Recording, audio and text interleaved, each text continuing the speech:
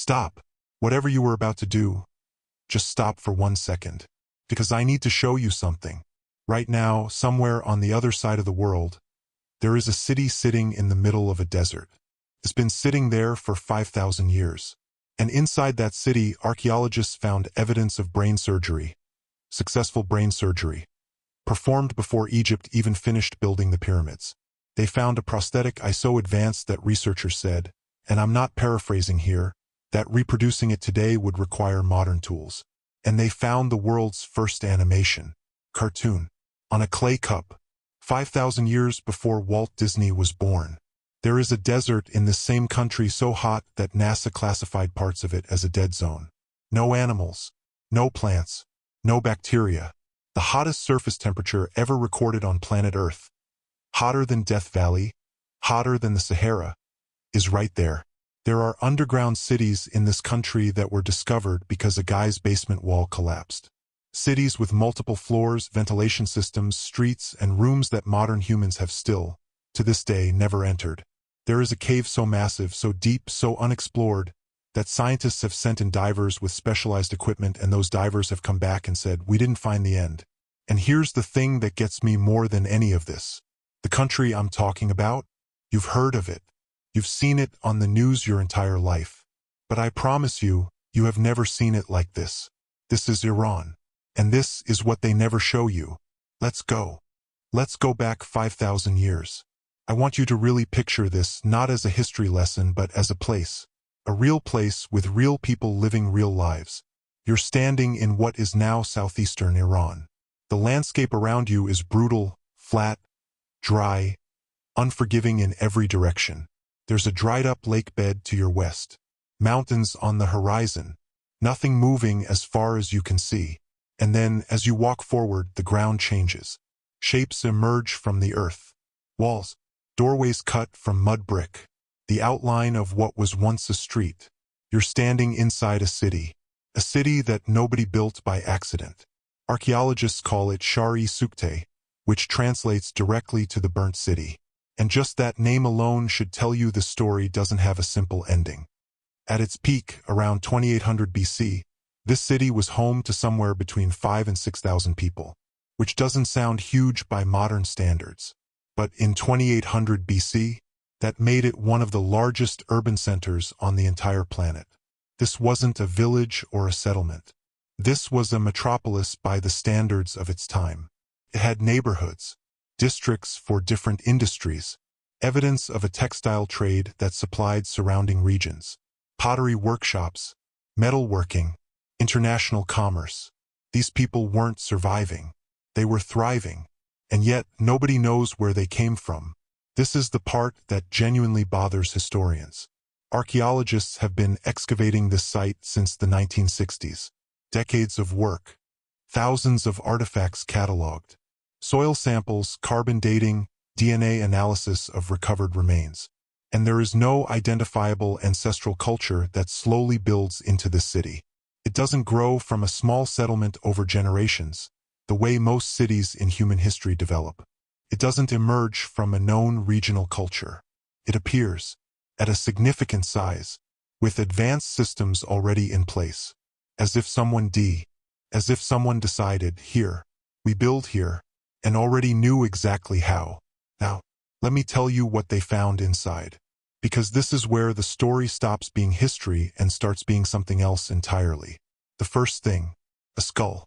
A human skull, recovered from the ruins, with a deliberate, cleanly cut hole in it. Not a wound from combat. Not an accident. A surgical opening, what modern medicine calls a trepanation. The removal of a section of skull to access the brain. And before you think maybe they just drilled into a corpse, no. The bone showed regrowth around the edges of the opening. New bone tissue forming around the cut. Which means this person was alive when the procedure happened. And they stayed alive afterward, long enough, weeks or months at minimum, for their skull to begin healing around an opening that a surgeon deliberately put there. Brain surgery. In 2800 BC. Not experimental. Not accidental. Deliberate, skilled, and apparently survivable. And whoever performed it understood human anatomy well enough to cut into a skull and not immediately kill the patient. They understood infection risk, recovery, post-surgical care. 3,000 years before the first Western medical schools existed. The second discovery. An eye. A prosthetic eye found still inside the eye socket of a human skull. A woman approximately 30 years old at the time of her death. The eye was constructed from bitumen paste, a naturally occurring tar-like substance, mixed with animal fat and shaped with extraordinary precision to fit the exact dimensions of her socket. But here's the detail that stops people cold. Running through the eye was a gold wire, fine enough and constructed with enough precision that researchers examining it said that reproducing this wire today, right now with modern tools, would be technically challenging. And the woman didn't just have it placed there after death. Biological tissue had grown around the wire during her lifetime. Her body had partially integrated this artificial eye. She wore it for years, probably most of her adult life. A woman 5,000 years ago, walking through the city with a prosthetic eye that her body had accepted as its own. I think about that person a lot. And then the third discovery, my personal favorite, a clay goblet. Small, simple, unassuming. The kind of thing that could sit in a museum case and you'd walk past it without a second glance. But look at the painting on the outside. 5 images arranged in sequence around the rim. A goat standing still. The goat beginning to move. The goat mid-leap. The goat reaching up toward a tree. The goat eating leaves from a branch. 5 frames. Sequential. Deliberate. When you spin the cup, and researchers have done this slowly, steadily, the goat moves, jumps, it eats. It's an animation. The world's oldest animation. A flip book on a clay cup, created roughly 5,000 years before the first motion picture camera was invented. These people looked at a goat jumping in a field and thought, I want to capture that. I want to make it move again on demand whenever I want to see it. That's not survival instinct. That's not practicality. That's art. That's the same impulse that made someone in the 20th century invent cinema. So here's the question. Why is this city called the Burnt City? Because it was burned. At least once, possibly multiple times. There's evidence of large-scale fire events in the archaeological record. But here's where it gets strange. The city wasn't just burned. It was abandoned. Not once. 3 times. 3 separate civilizations, distinct groups of people separated by centuries, moved into this location, built here, lived here, developed here, and all 3 of them left. No mass graves suggesting plague. No evidence of military siege or invasion. No geological event, flood, earthquake, volcanic activity that would explain a sudden departure. They just left. Researchers have proposed theories. Climate shift drying up the nearby lake and eliminating the water supply. Trade route disruptions making the location economically unviable. Gradual environmental degradation. But none of these theories fully account for why it happened 3 separate times, to 3 separate cultures with hundreds of years between them. 3 different groups of people across 3 different centuries all made the same decision. We don't know why. And in archaeology, an absence of explanation is sometimes more unsettling than the darkest answer. Everything we've talked about so far involves human mystery. Things people built or left behind or connected to each other across impossible distances. This next one is different. This one is the earth itself being strange. Welcome to the Lut Desert. Dashti Lut in Persian. Translates directly, honestly, without poetry, to the plane of emptiness. And I want you to understand what that means before I give you the statistics. There are places on Earth that feel remote. The middle of the Pacific Ocean, the deep Antarctic, the top of Everest. The Lut Desert doesn't just feel remote. It feels like the concept of life itself gave up trying. In 2003, NASA pointed one of their thermal imaging satellites at this desert. They were doing a global surface temperature survey. And when the results came back, the team ran the numbers again. Because they thought there'd been an error. There hadn't. 70.7 degrees Celsius. 159 degrees Fahrenheit. The highest land surface temperature ever recorded on planet Earth. Not air temperature, the temperature of the ground itself. The sand. If you set your hand flat on the surface of this desert during peak summer, your skin would begin cooking in seconds. Not burning from radiant heat above, cooking from direct contact with ground that has absorbed so much solar energy it has become, for all practical purposes, a surface you could cook food on. NASA confirmed it again in 2009. Same location, same result. Record stands. Death Valley in California, the place Americans think of as the hottest place on Earth, isn't even close. The Lut Desert's surface temperature beats Death Valley's record by a margin that should not be possible given that they exist on the same planet under the same sun. The difference is geography, geology, and atmospheric conditions that combine in the Lut in a way that creates what scientists call a heat trap. An enclosed basin surrounded by mountains that block wind. Dark-colored geological formations that absorb rather than reflect solar radiation. And almost zero humidity, no moisture in the air to dissipate or buffer the heat. The result is a place where summer is not survivable for extended periods. For any living thing. Which brings us to the classification. Large sections of the Lut Desert are scientifically classified as abiotic zones, areas with no biological life. Not low biological life. Not minimal biological life. Researchers have collected soil samples from the Lut during peak summer and found zero living microorganisms in significant portions of the desert floor. Bacteria, which survive in the most extreme environments on Earth, from deep ocean vents to the ice of Antarctica, cannot live in parts of the Lut Desert. The heat sterilizes the ground itself.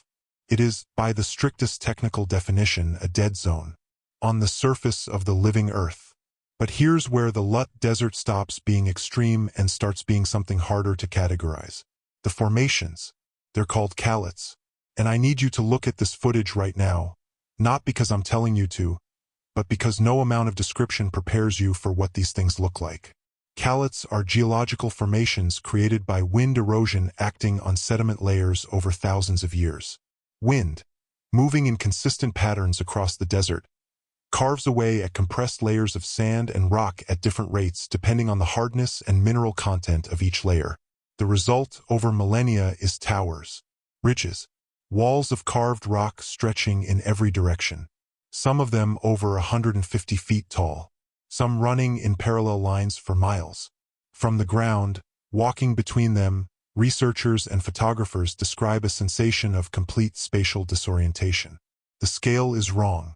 There's no familiar reference point, just these enormous carved formations on every side, and silence so total that you can hear your own heartbeat.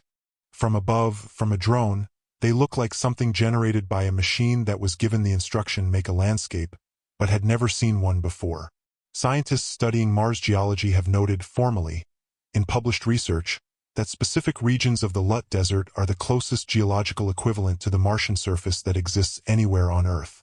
They used the Lut Desert to test Mars rovers. The simulated Mars environment, the closest thing to Mars that scientists can find on Earth, is in Iran. And then there are the meteorites. The Lut Desert, because of its extreme conditions and its relative isolation from human activity, has become one of the most significant meteorite collection sites on Earth. The same extreme heat that kills bacteria also preserves the chemical composition of meteorites with extraordinary precision, preventing the oxidation and contamination that degrades meteorites in more habitable environments. Researchers have found dozens of meteorites in the Lut. Most of them fall into known categories: stony meteorites from the asteroid belt, occasional fragments with compositions matching Martian or lunar origin. But some of them don't match. Their elemental composition doesn't correspond to Earth geology. It doesn't match the documented signature of lunar meteorites. It doesn't match the published profiles of Martian meteorites or the known asteroid belt populations. These meteorites, sitting in an Iranian desert, don't have a confirmed origin in the solar system databases that scientists have spent decades building. The scientific response to this is not panic, and it's not conspiracy. It's the honest, frustrating answer: we're working on it. There are sections of the Lut Desert that no human expedition has fully crossed on foot. Not because nobody has tried, but because the heat during the months when satellite imaging shows the most geologically interesting features is physically unsurvivable for extended ground expeditions. Satellite imaging can see the surface. Ground-penetrating radar can suggest what's beneath. But what is actually under those shifting sand layers, what geological processes are happening in the deep subsurface, what might have been buried by centuries of wind-driven sediment. In a region where no humans go and almost nothing lives, we don't know. That's not a comfortable thing to say about a place on our own planet. But it's the truth. The Lut Desert is, in portions, genuinely unexplored by any human being. In 2024, on Earth, I want to end on something that feels different from everything we've covered. No mystery of origin, no unanswered collapse, no extreme environmental conditions that defy biology. Just a place so extraordinary that the only honest response when you first see footage of it is to stop talking and just watch. 10 seconds of pure footage. No narration, just the visuals and ambient cave sound. This is Ali Sadr Cave, located in the Hamadan province of western Iran, in the foothills of a mountain range that has been inhabited by humans for thousands of years. From the outside, it's unremarkable. A hole in a hillside. If you didn't know what was behind it, you'd walk past. But behind that hillside, tunneling back through 70 million years of geological time, is the largest water cave on Earth. Let me give you the numbers first, and then let me tell you what they feel like. The explored sections of Ali Sadr Cave span over 11 kilometers, nearly 7 miles, of navigable underground waterway. The ceilings in the main chambers reach heights of 40 meters. That's over 130 feet of solid rock above your head. The water that fills the cave's channels is crystal clear. So clear that in areas with adequate lighting, you can see the cave floor 20 feet below the surface of the water with perfect clarity. You move through the cave by boat. Small, flat-bottomed boats, because the water level in most of the navigable sections is too shallow to swim but too deep to wade. You paddle forward in relative silence. The water doesn't echo the same way air does, and the cave just keeps going, and going, and going. And at various points, the passage you're following opens into a chamber. And the chamber is so large that your light, whatever light source you're carrying, doesn't reach the other side. You're in a room underground where you cannot see the far wall. The cave is 70 million years old. To put that in context, 70 million years ago, the dinosaurs were still alive. The Himalayas didn't exist yet. The continent of India was still a separate landmass slowly drifting toward Asia. The geological processes that would eventually create the mountain ranges of Iran hadn't happened yet. And underground, in this hillside, water was already moving, already carving, already beginning the incomprehensibly slow work of excavating one of the largest cave systems on Earth. 70 million years of patient erosion, one water molecule at a time. Now, the exploration. Ali Sadr has been known to local populations for a very long time, probably millennia. But systematic scientific exploration of the cave is recent. And what researchers have found as they push further into unmapped sections is more. Always more. Passages that narrow to the point where boats can't continue. Areas where the water depth increases beyond what standard dive equipment can safely handle. Chambers that satellite ground-penetrating radar suggests exist. Significant open spaces in the rock, but that no human has yet physically entered because the navigable route to reach them hasn't been found. Professional cave divers have gone into Ali Sadr with specialized equipment, rebreather systems, extended range tanks, safety protocols designed for exactly this kind of exploration. They've found chambers that no human had ever seen before. They've documented formations that had been growing in complete darkness for millions of years, untouched, unchanged, waiting. And they've turned back, not because they reached the end, because their equipment reached its limit. The full extent of Ali Sadr Cave is unknown. In a mountain range that has been inhabited by humans for thousands of years, that has had people walking over it, farming around it, building cities near it, there is a cave system underneath it that modern science, with all of its equipment and expertise, has not yet fully mapped. Because the cave doesn't just hold geological mystery. It holds human mystery too. Deep inside Ali Sadr, in sections that require significant travel from the entrance, researchers have found paintings on the cave walls. Prehistoric paintings. Animals. Geometric shapes. Figures that may represent humans or may represent something else entirely. Now here's what makes these paintings particularly strange. The cave floods. Seasonally. The water level inside Ali Sadr rises and falls with rainfall and snowmelt from the mountains above. Certain sections of the cave, including areas near where these paintings were found, go underwater during flood season, which means whoever painted these images knew the cave well enough to time their visits. They weren't sheltering here during an emergency, they came back, deliberately, at specific times of year, when the water level allowed access.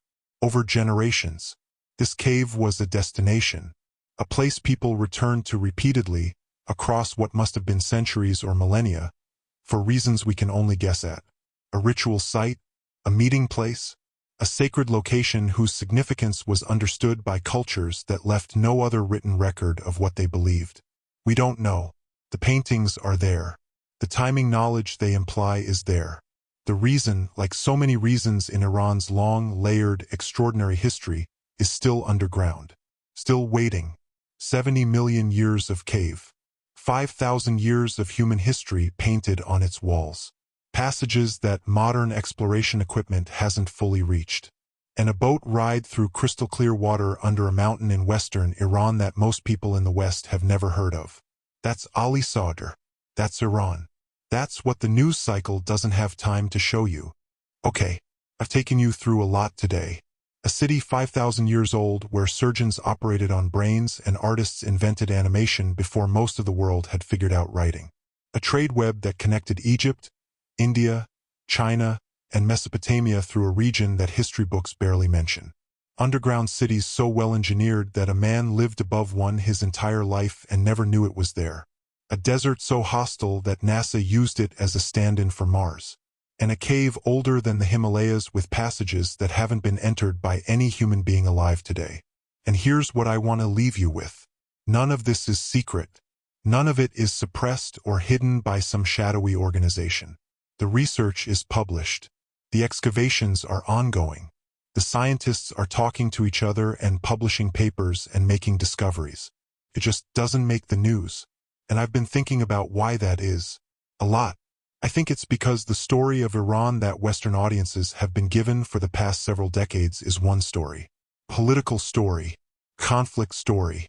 And that story, whatever you think about it, whatever side of it you're on, is real. I'm not saying it isn't. But it has taken up so much space that there's been no room for the other story. The story that's 5,000 years older than any modern conflict. The story written in the bones of a woman with a prosthetic eye. In the walls of an underground city. In the carved towers of a desert so extreme that nothing living can survive it. In the prehistoric paintings of a cave that people kept returning to across generations, for reasons they never wrote down. That story is also Iran. It's also real. And I really believe that when we only let one story define a place and its people, we lose something. Something important. Not politically, not morally, just factually. We lose accuracy. The people who built the burnt city were human. Same fears, same impulses, same desire to capture a moment, to heal each other, to build something that lasts. 5,000 years, and they were doing the same things we're doing right now. That's not a political statement. That's just perspective. If this video gave you even one moment where you thought, I didn't know that. I didn't know it could be like that. Then it did exactly what I wanted it to do. Hit subscribe if you want more of this. I go this deep on every video. Leave a comment telling me which of these 5 locations got to you the most. Was it the burnt city's brain surgeons?